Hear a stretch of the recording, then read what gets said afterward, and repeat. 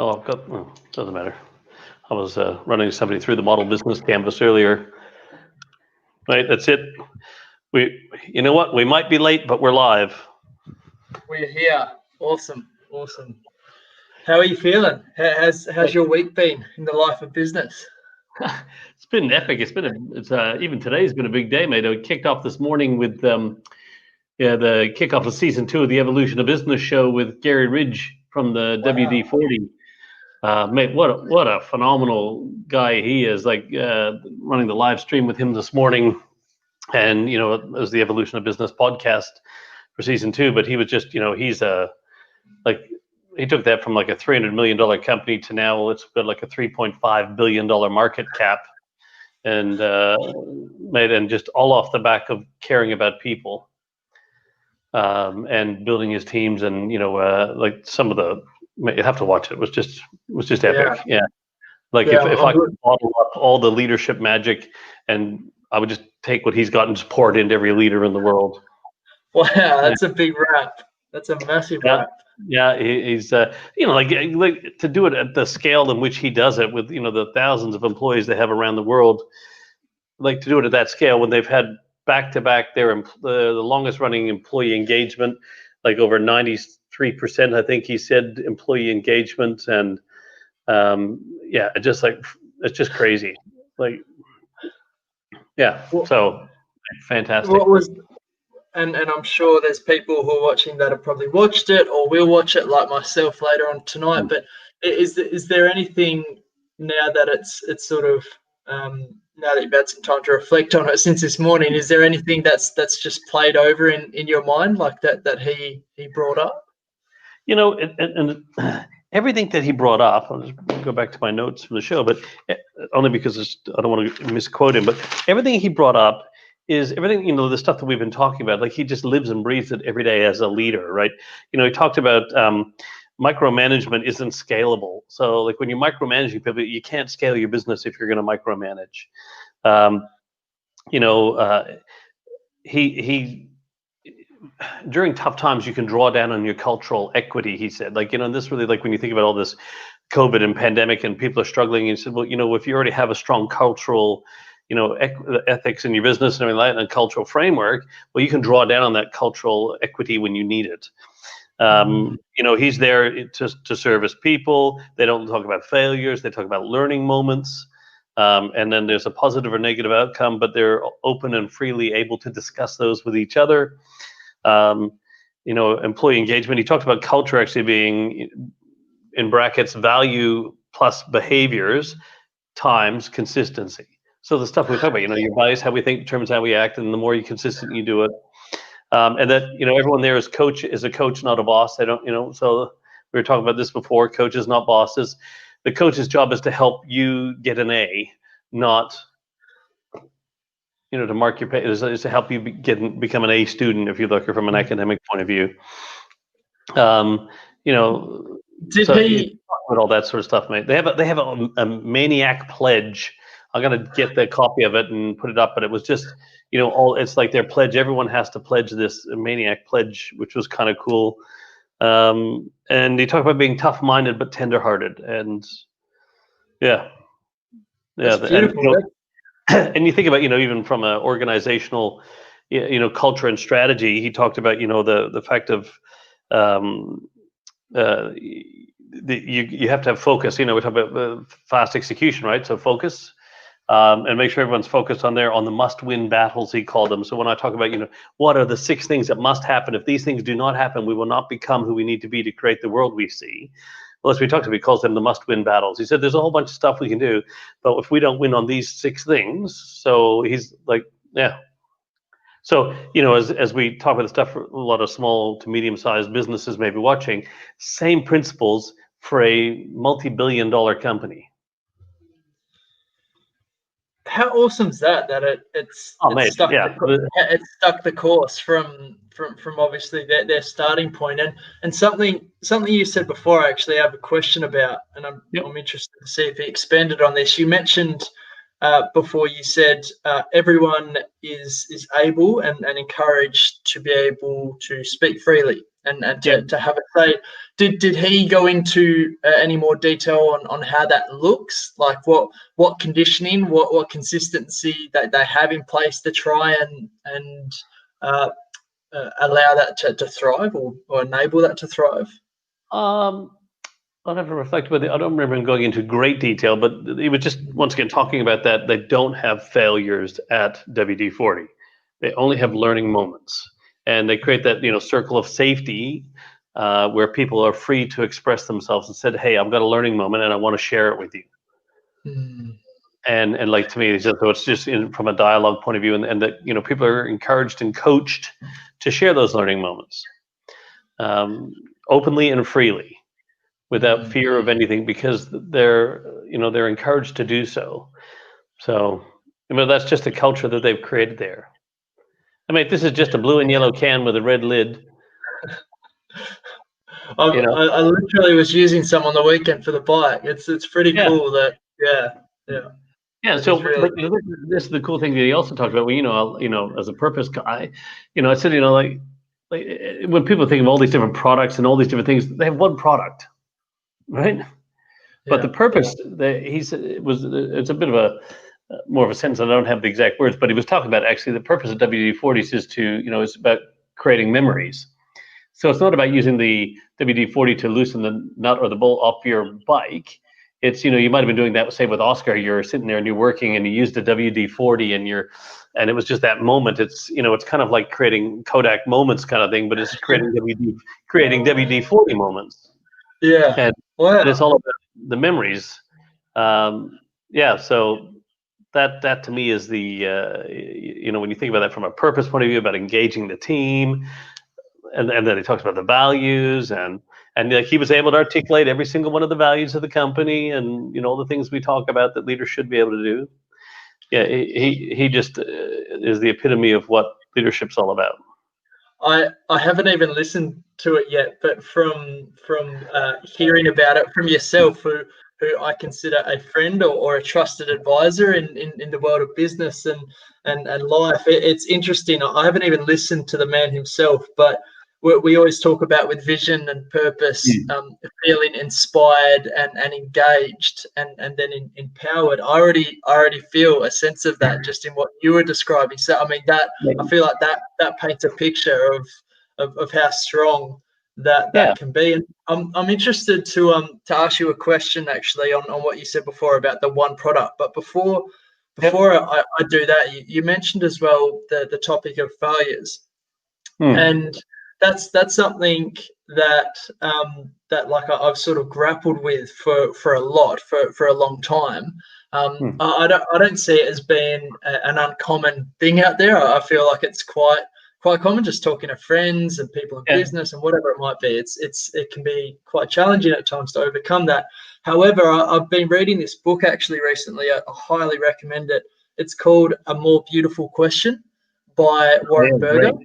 Yeah, and it's a great read. And one thing that I've taken from that in a big way was they had a chapter on failures and the power of questioning within failures and when you go through them. And it was one, I'm going to paraphrase, but they were talking about when you do fail, instead of sort of either fighting or flighting from it, being able to look at it and ask yourself the question, are you failing differently? That's the key in it all. If you're failing differently, then there is something to learn from it. It means you're trying new things.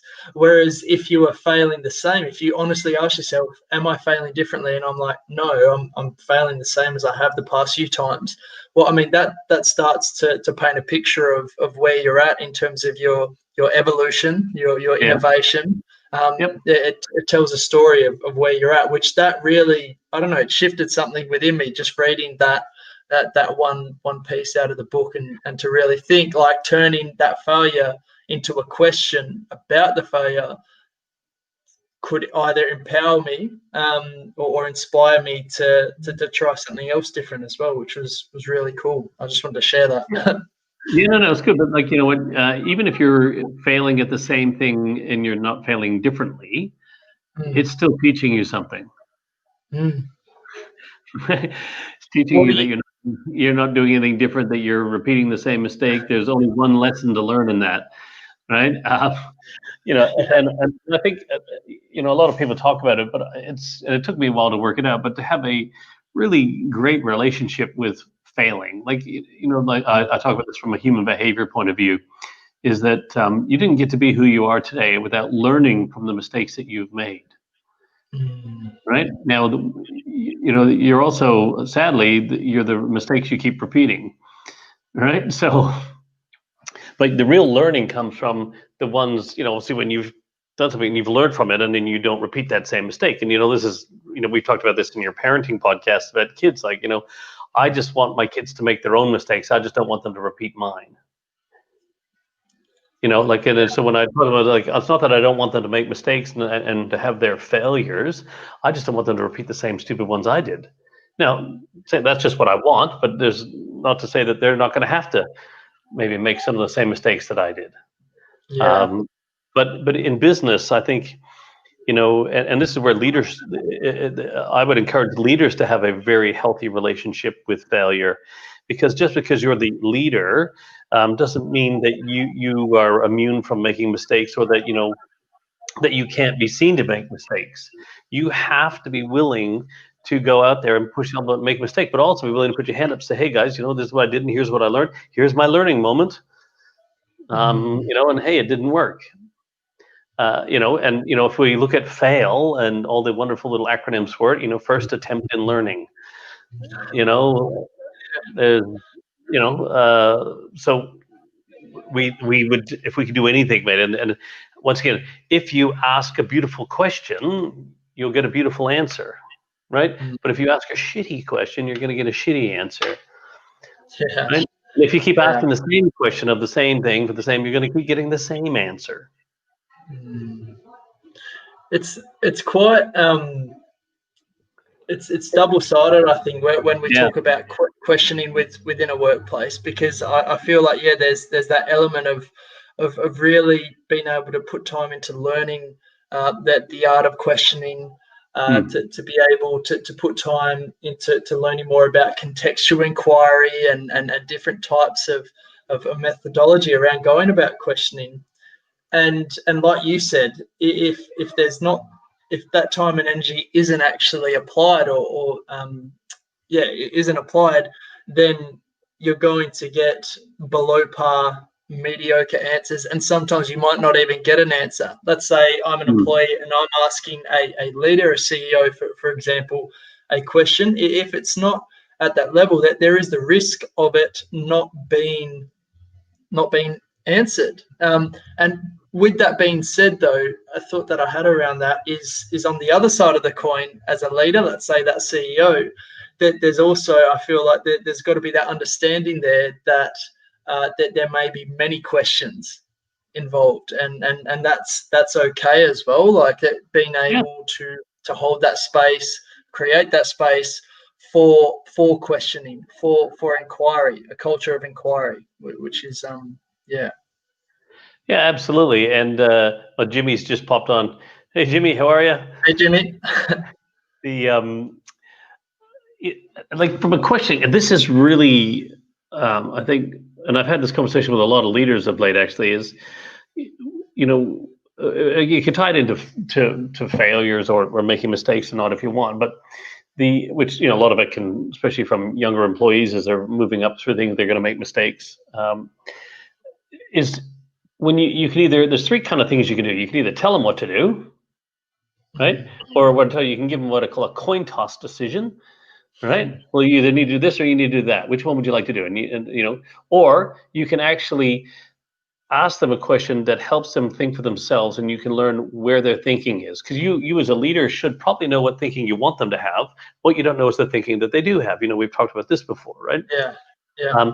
And I get this where leaders are going, hey, my people just don't, they just don't think for themselves.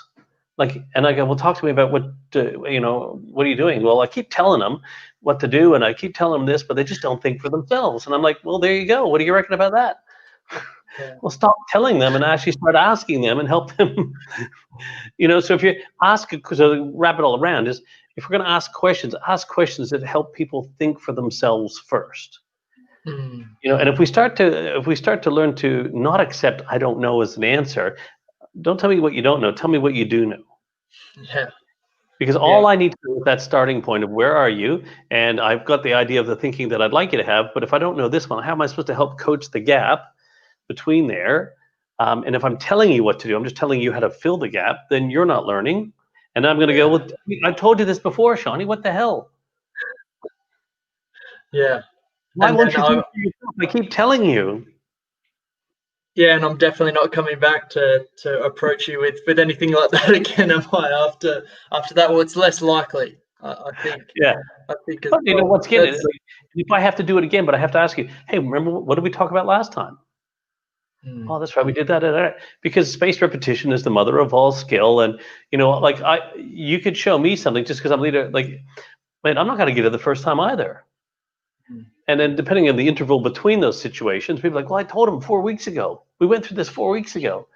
Yeah, well, when I talk about spaced repetition, that's like massive gap repetition. That's like, it's almost like starting all over again. It's like, oh crap, what did we cover?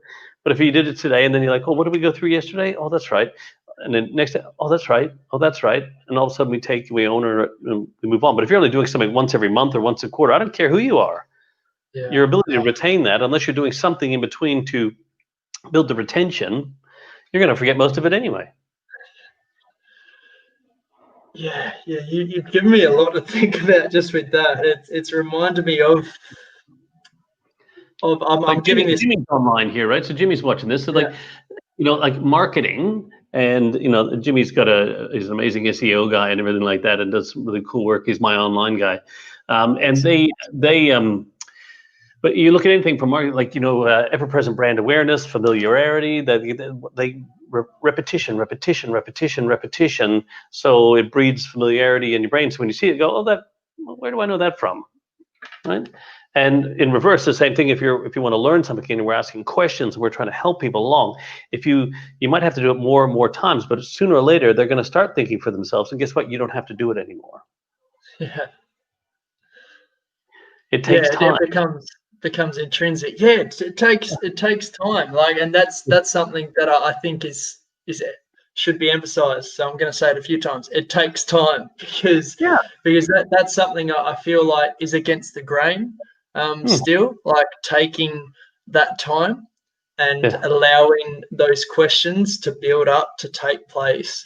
And sometimes going into a meeting for something called a Q storm, a question storm instead of a brainstorm, because I feel like sometimes brainstorms can they indirectly are asking for answers or solutions. But what about if we were to spend more time on putting time and energy into asking more questions and asking more questions and asking more questions to a point where it starts to naturally pull us towards solutions, towards answers, because I feel like we're more inclined to come up with an answer straight away when a question is raised. When does it have to be like that?